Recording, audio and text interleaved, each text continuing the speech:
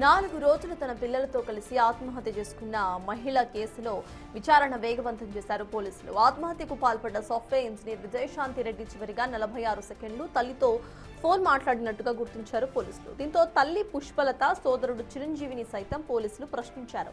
అయితే ఉప్పల్లోని ఆమె ఇంటికి ఈ రోజు తల్లిని తీసుకువెళ్లి తలుపులు తీసి అక్కడ పలు ఆధారాలు సేకరించారు. Vijayashanti Reddy bank account details కూడా తీసుకున్నారు పోలీసులు. ఆమె బ్యాంక్ ట్రాన్సాక్షన్స్ కూడా పరిశీలిస్తున్నారు.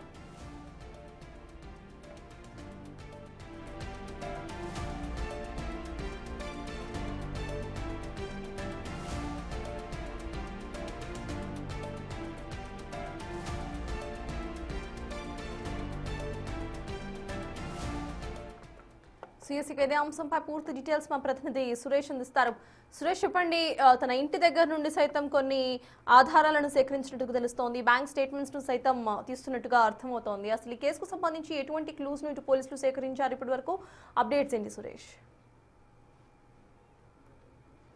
రైల్వే పోలీసులు ఇన్వెస్టిగేషన్లో ఇప్పటి వరకు ఎలాంటి ఆధారాలు దొరకలేదు, ఆత్మహత్యకు గల కారణాలు బలమైనవి కనబడట్లేదు అని చెప్పేసి కూడా నిర్ధారణకు వచ్చారు. కానీ వాళ్ళ కుటుంబ సభ్యులని ఈరోజు మరొకసారి విచారించారు. అసలు విజయారెడ్డికి ఎవరితోనైనా అంటే ఆర్థికంగా కానీ, లేదంటే ఆన్లైన్ ట్రేడింగ్ కానీ, లేదంటే బ్యాంకు సంబంధించిన ఆమె అకౌంట్స్ అన్నిటిని కూడా పరిశీలించి వాటన్నిటికి సంబంధించి వివరాలు తెలుసుకున్నట్టు తెలుస్తుంది. అంతేకాకుండా పిల్లలని కాలేజ్ నుండి తీసుకొచ్చిన సందర్భంలో పిల్లలకి చనిపోతున్నట్టు కూడా తెలియనట్టే ఆ సీసీ ఫుటేజ్లో స్పష్టంగా కనబడుతుంది. ఎందుకంటే కొడుకుని తీసుకొని ఆ తర్వాత కూతురు దగ్గరికి వెళ్ళింది. కూతురు దగ్గర ఉన్నటువంటి హాస్టల్లో దాదాపు 19 నిమిషాల దాకా అక్కడే ఉంది. అంటే కూతురు పైనుంచి కిందికి వచ్చే వరకు అక్కడ కూర్చొని మళ్ళీ మాట్లాడి ఎవరైతే రిసెప్షన్లో స్టాఫ్ ఉంటారో వారితో మాట్లాడి కూతుర్ని తీసుకొని వెళ్తున్నప్పుడు కూతురు చాలా యాక్టివ్గా కనబడుతున్నటువంటి పరిస్థితి ఉంది. ఎందుకంటే ఏదైనా బాధగా ఉంటే పిల్లలతో పంచుకున్న తర్వాత అక్కడికి వెళ్ళింది అనుకున్నారు. కానీ అక్కడికి వెళ్ళినప్పుడు పిల్లలకి సూసైడ్కి సంబంధించిన విషయం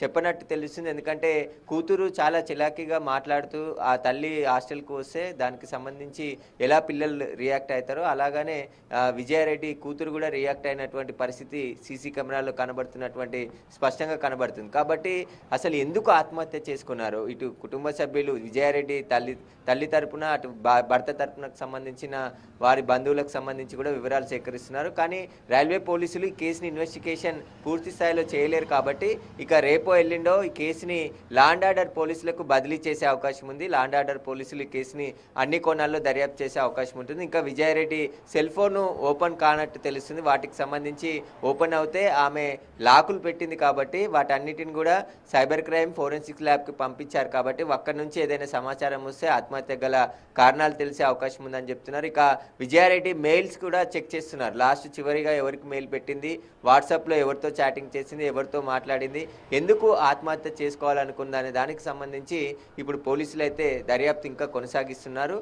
లాండ్ ఆర్డర్ పోలీసులకి కేసుని బదిలీ చేసిన తర్వాత పూర్తి స్థాయిలో దర్యాప్తు జరిగే అవకాశం కూడా కనబడుతుంది. అప్పటి వరకు ఫోరెన్సిక్ ల్యాబ్కి సంబంధించిన రిపోర్ట్స్ కూడా వచ్చే అవకాశం ఉంది. ఇక విజయారెడ్డి కారులో దొరికిన సూసైడ్ లెటర్ కూడా విజయారెడ్డిదా కాదా అనే దానికి సంబంధించి కూడా పోలీసులు విచారించినట్టు తెలుస్తుంది. ఎందుకంటే ఆమె పనిచేసే కంపెనీలో కావచ్చు, వాళ్ళ కుటుంబ సభ్యులకు ఆ రైటింగ్ విజయారెడ్డిదేనా కాదా, లేదంటే ఎవరిదైనా అని చెప్పేసి కూడా ఆమె సంతకాన్ని, ఆమె రాసిన వాట్స్ని, వాటన్నిటిని కూడా పరిశీలిస్తున్నటువంటి పరిస్థితి ఉంది. కాబట్టి ఇన్ని రోజులు అవుతున్న విజయారెడ్డి ఆత్మహత్యకు గల కారణాలు ఏంటనేది పోలీసులు అయితే కనిపెట్టలేకపోయారు. ఇంకా దర్యాప్తు కొనసాగుతుందని చెప్పేసి పోలీసులు చెప్తున్నారు. ఇక రైల్వే పోలీసుల దగ్గర అంతా స్టాఫ్ కానీ ఇన్వెస్టిగేషన్ డెప్త్గా చేసే అవకాశం ఉండదు. కాబట్టి కేవలం ట్రాక్ వరకు మాత్రమే రైల్వే పోలీసులు ఇన్వెస్టిగేషన్ చేశారు. ఇలాంటి క్లిష్టమైన పరిస్థితుల్లో ఇక లాండ్ ఆర్డర్కి కేసుని బదిలీ చేస్తే లాండ్ ఆర్డర్ పోలీసులు విచారణ జరిపితే ఏమైనా విషయాలు బయటకు వచ్చే అవకాశం కనబడుతుంది.